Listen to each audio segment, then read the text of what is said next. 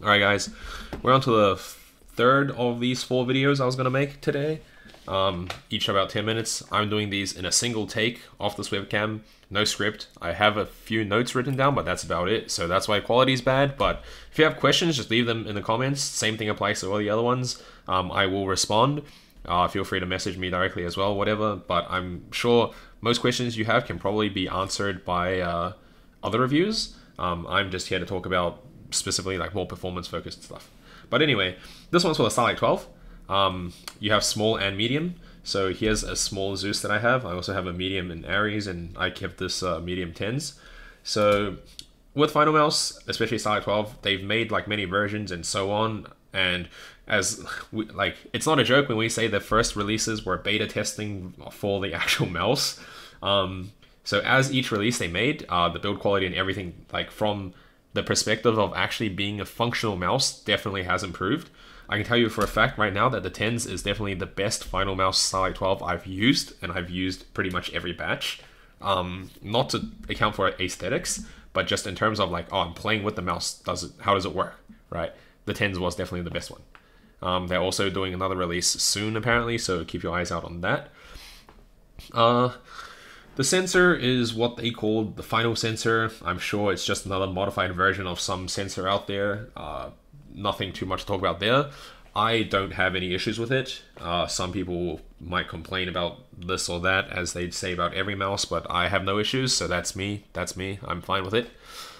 Build quality, like I said, it's getting better. The 10s one is actually okay. It's usable as a mouse. I think the previous ones definitely had a little bit more build quality issues here and there, but yeah, nothing wrong with the current releases anymore. And I still don't, I think overall the build quality of these mice isn't even that bad. Like, they're all usable, it's fine, right? If you really want to nitpick on stuff, then every mouse has its own issues. So there's nothing really to talk about in that sense. The only thing is click feeling. I think this is definitely one of the hardest to click down that I've had to try. So like, you have to really press down a lot more for it to click, but the click feeling is really crispy.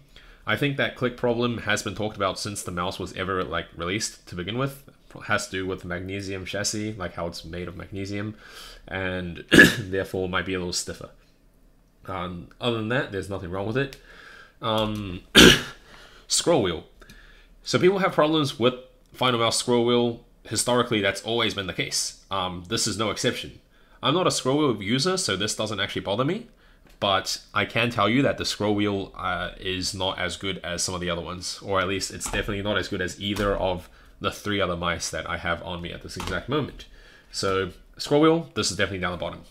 But if that's not a concern to you, then whatever, you know, it's all about you weighing what matters more to you and what matters less. Side button clicks are fine as well.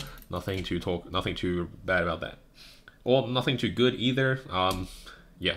Take that with a grain of salt. There's just nothing wrong with it, right? Skates. Now we come to the skates. So these skates here are 4 small corners. I can't see. Yeah, this probably shows you better.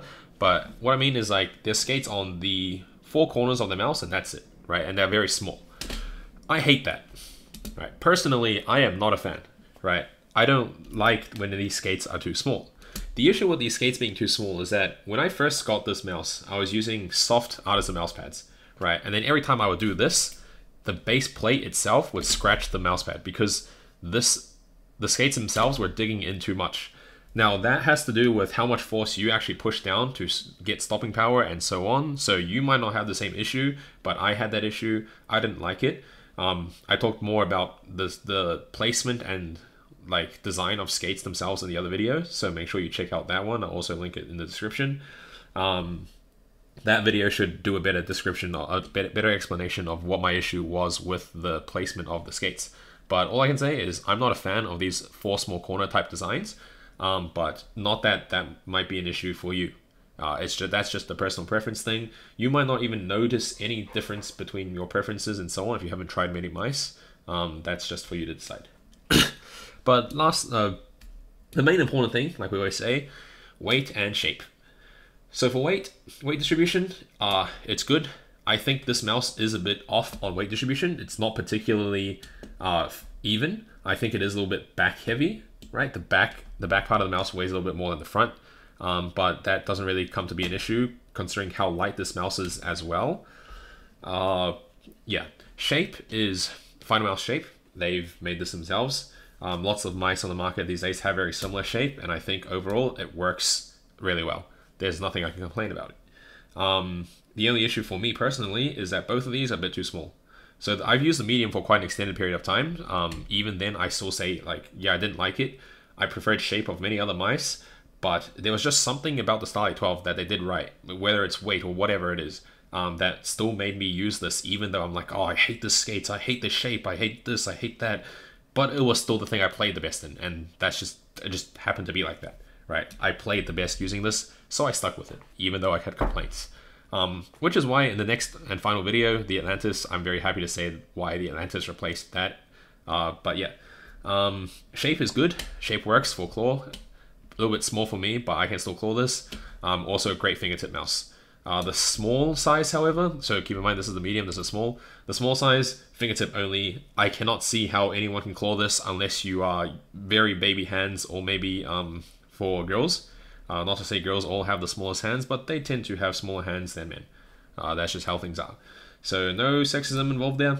I'm just saying, maybe if you have tiny baby hands, or you have girls' hands or whatever, you guys can use this to claw as well. But for most of us, I think this is probably the medium size is where you want to be at.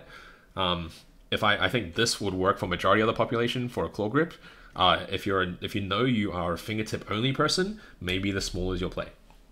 Surprisingly, when I first got the small, I actually played really well with it in Kovacs for raw aim, even though I was forced into a fingertip grip. Like I was like doing like a weird grip like this, where it's like I have the mouse really slanted in my hand instead of like being like straight. It was like very tilted. I was like playing like this, but somehow I did super well in Kovacs.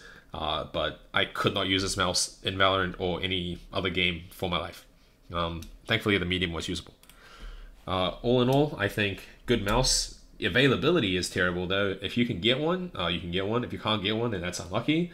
And I think that in comparison, the Viper V2 here is pretty much this mouse in the slightly larger form and readily accessible. So this is your best alternative if you want to sort of feel if you would like this mouse, right? And yeah, just a good mouse. It's a good mouse. Now, for in-game performance, this thing was crazy good for Apex and like Overwatch and any fast-paced game that you need to constantly do this for. That's what lower weight benefits. That's also what the shape benefits and everything about it. Now, when it came to attack shooters or Valorant, it was good, but there were definitely times when I was like, damn, I had low confidence because I'm like, oh, I can't do this flick. I'm just like, oh, if I need to do that flick, there's a chance that like I can't control this mouse. I can't stop it. I can't do that. And that low confidence does hit in sometimes. Now, obviously, it's not a big issue, but the Atlantis, for me at least, replaced this mouse solely because of that reason, pretty much. This gave me all the confidence I needed because as soon as I held it, I'm just like, I know I can stop and I can aim properly with that. Whereas this one, I always had that little fear that I'm like, oh, what if I can't like over flick it? I moved too much. I micro adjusted more than I needed to because I didn't have my hand, my whole hand on the mouse by itself. So yeah, that's something that you can try consider, but I don't think it's really an issue. Maybe if I had smaller hands and I could actually claw this mouse comfortably, I wouldn't even like the Atlantis because this would be the superior choice. There comes a time where mice are too light, and I think this is sort of nearing the border of being too light / usable. I can't say if, for example, like it had to do with the shape. Like if I had smaller hands, I clawed that properly, maybe I would be like, okay, the weight's fine. But because it's just that combination of being slightly too small and being too light that I do feel like sometimes I can't control it and they'll fly off. But that's a very rare situation, and obviously, even though that was an issue, I still made this mouse for a reason. So take what I'm saying with a grain of salt. It's not absolute, and I highly recommend this. And for most of you out there, if you're like, oh, what if that applies to me? It probably doesn't, right? The truth is it probably doesn't. It's probably just a me thing. But you won't have that same issue. So if you can get the medium of this, definitely consider it. I think this is a great mouse. It's probably one of the best for performance, end of story. For comparisons, Super Light, Viper, like I was saying, Viper and these, very similar shaped and whatever. Weight reduction, so the Viper is just a little bit bigger. I think of Viper more as like an alternative to Starlight-12s that when you can't get them, the only issue is that it is a little bit bigger, so maybe it'll work for you. Maybe you would prefer that slightly smaller size, but I think all in all, these two mice, very similar.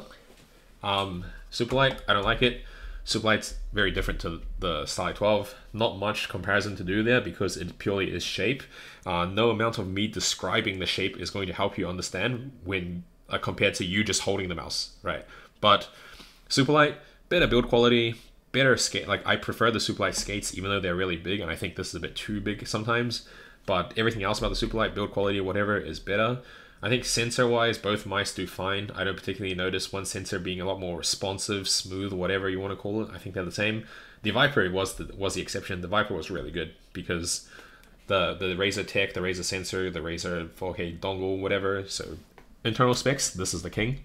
But in terms of use, better build quality, better like other stuff. But obviously, this is still probably going to give you the better performance. I don't think in any case is this going to be better than any of these other three mice on the table. So that's the Superlight out of the equation. And comparison to the Atlantis is definitely more of a claw grip mouse. The Starlight-12 is flatter. The Starlight-12 definitely will feel smaller in your hand, even on the medium size, despite being roughly the same length. That's just the design issue. The Atlantis is a bit wider on the back and so on. So yeah, Atlantis, purely claw grip. This is claw grip / fingertip. The Atlantis will fit hands bigger than the Starlight-12.